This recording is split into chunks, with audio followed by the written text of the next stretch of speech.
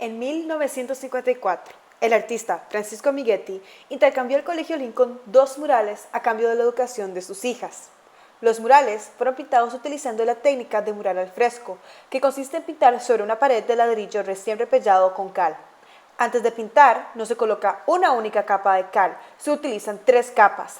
La primera es de cal pura, la segunda es una combinación de cal con arena de río, extremadamente refinada, y la tercera es una combinación de cal con polvo de mármol. Cuando esta última capa aún está fresca, el artista pinta el mural. Don Paco, como lo conocen en el medio artístico, pintó estos murales en las paredes de la cafetería de las antiguas instalaciones del colegio, ubicadas en Moravia. El tema es la educación. El mural pintado a la izquierda se ve a Abraham Lincoln en sus épocas de leñador y en la derecha se ve a Mauro Fernández. Al fondo se observa una escuela con su profesor y estudiantes. Los murales se mantuvieron en las mismas paredes por 52 años, pero la ubicación, que no era la más adecuada por estar adentro de una cafetería escolar, no tenía las mejores condiciones y sumando a la falta de mantenimiento, se comenzaron a deteriorar y aparecieron grietas, daños por humedad, hinchamiento de la capa de cal. Además, se notaban restos de otros materiales como tape adhesivo, goma y pintura que colaboraban al deterioro. Nadie les ponía atención, ni les importaba su historia, ni los valoraban. Pero venía un cambio que cambiaría eso. Cuando los padres de familia del Colegio Lincoln tomaron la decisión de la construcción de un nuevo campus con una infraestructura de primer mundo, incluyendo zonas verdes, laboratorios, aulas espaciosas, instalaciones deportivas y un centro de artes, se planificó a brindar una educación integral al estudiante, donde el arte y la cultura son parte de esta formación. La participación del estudiante en las artes no solamente cultiva la creatividad, autoexpresión y autodisciplina, sino que también los conecta con la historia de distintas civilizaciones y culturas alrededor del mundo, e inclusive a su propia imaginación. En esta etapa, los padres de familia y la junta no sabían qué hacer con los murales. Las antiguas instalaciones debían de ser demolidas y los murales se perderían para siempre, lo cual hubiera sido una desgracia. Entonces, la junta del colegio analizaron las siguientes opciones: donarlas, venderlas, rescatarlas o inclusive demolerlas con la infraestructura. Se asesoraron con restauradores para analizar la viabilidad de un traslado y decidieron que rescatar sus murales era una obligación. Conocedores decían que era una aventura ambiciosa, con altos riesgos de invertir mucho dinero con una probabilidad que durante el traslado los murales se destrozarían. Además, el proceso seleccionado para el traslado nunca se había realizado en el país. Esta era la primera vez en toda la historia de Costa Rica, lo que produjo mucha crítica en el gremio de los artistas. Fue un proceso tan importante que hubo más de 15 noticias o comentarios en diarios nacionales. Los costos para la restauración y rescate fueron obtenidos por donaciones y por bingos realizados por la comunidad Lincoln. Para la restauración y rescate contrataron a 2 restauradores costarricenses, Gerardo Hidalgo y José Antonio Martínez, ambos con amplia y reconocida carrera y experiencia en restauración de patrimonio pictórico y escultórico, con talleres de restauración ubicados uno en Alajuelita y el otro en México. Ellos propusieron la técnica de rescate y traslado de los murales conocido como el astaco a masello. Esta técnica implica la extracción de todo el muro, luego de aplicarle una compleja protección pictórica y a la estructura de la pared. Se rescatarán las 2 secciones del muro enteras. Como las nuevas instalaciones todavía no estaban listas para cuando se quitaron los murales, se tuvo que programar un embalaje especial para guardar las obras de arte en una bodega por varios meses hasta que las instalaciones estuvieran concluidas. Entonces, ¿cuál fue el proceso para que los murales quedaran intactos y mejorados? El primer paso fue obtener las oquedades para que pudieran ser llevadas a su plano original. Oquedades son bolsas de aire que se crean por reacciones químicas. Esto hace que salgan en las capas pictóricas. Las oquedades fueron eliminadas mediante la aplicación de productos químicos que consolidan las paredes internas del mural. Los químicos tenían la capacidad de cohesión de partículas y de adhesividad en materiales porosos. Al cerrar estas bolsas de aire, el muro volvió a su estado original de superficie compacta y unificada. Después de la consolidación interna se procedió a la limpieza de la capa pictórica, liberando la superficie de pintadas de manchas, velos de carbonatación, suciedad y cualquier otro material que no pertenecía en las obras. El segundo paso fue poner una capa cromática aplicada por aspersión para incrementar su protección. Con ese tratamiento se buscaba una mayor fijación de los pigmentos y refrescar el colorido de los murales. También se rellenaron las cavidades existentes con una mezcla de carbonato de calcio inyectadas por jeringas especiales. Tercer paso, se aplicó una capa de barniz tipo reversible que forma una película protectora e intermedia con los procesos de velado y estructuración. Sirvió como una protección extra para proteger el lucido y pigmentos.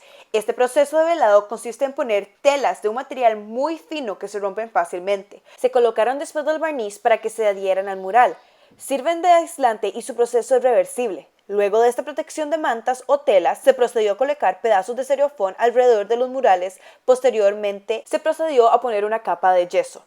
Esta capa de yeso se tiraba hacia la pared para que pegara y rellenara la mayor cantidad de espacio.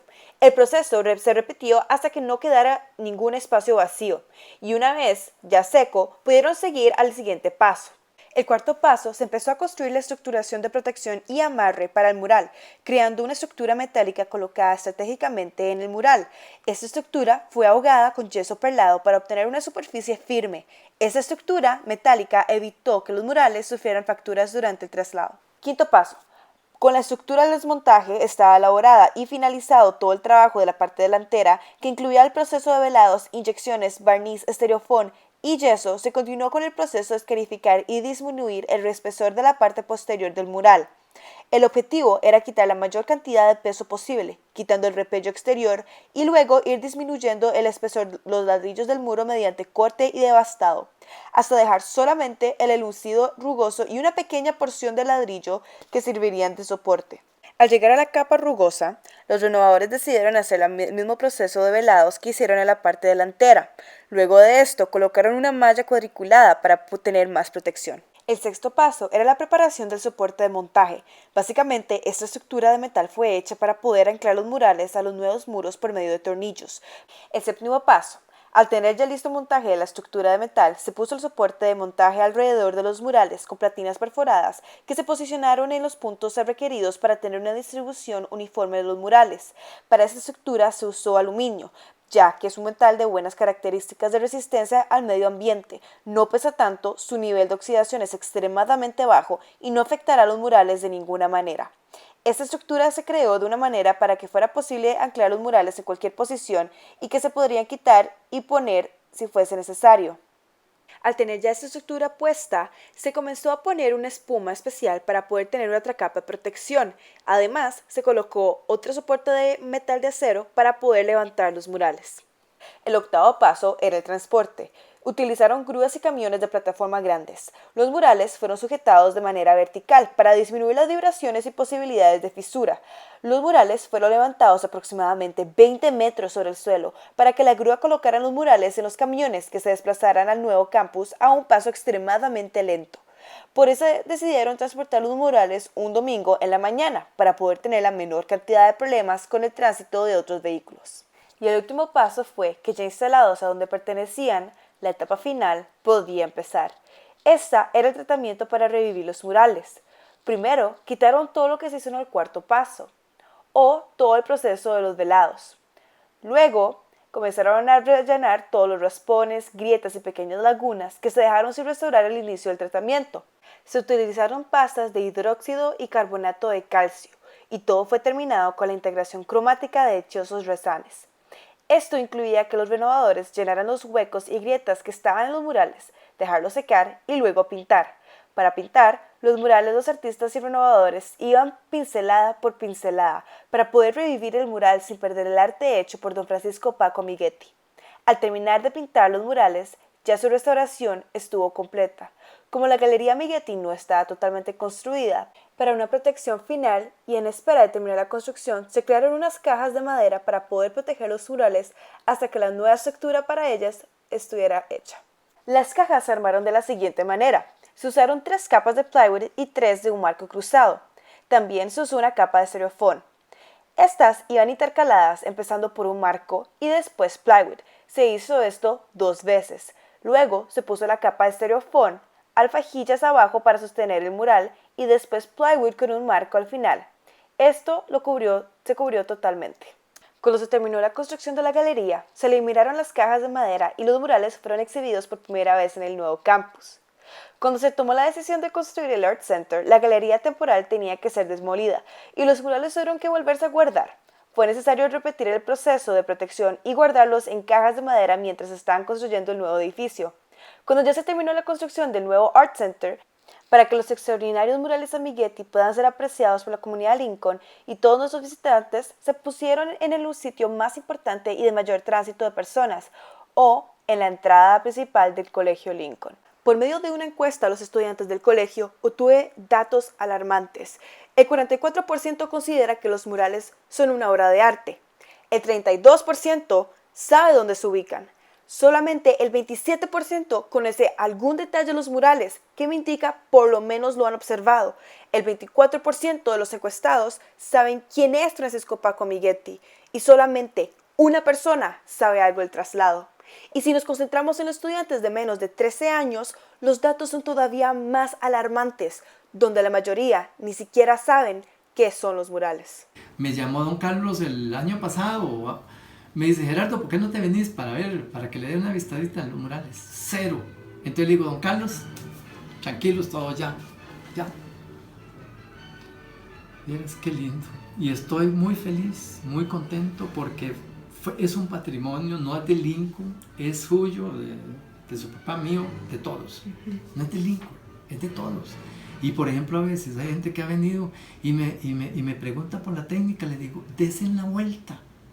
Esos murales son de nosotros, son de todos. Y me dicen, pero me permitirán. ¿Cómo no? Tienen que permitirles entrar. Feliz y contento. Y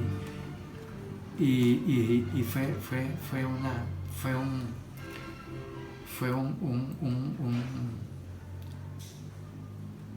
un camino largo, pero se pudo.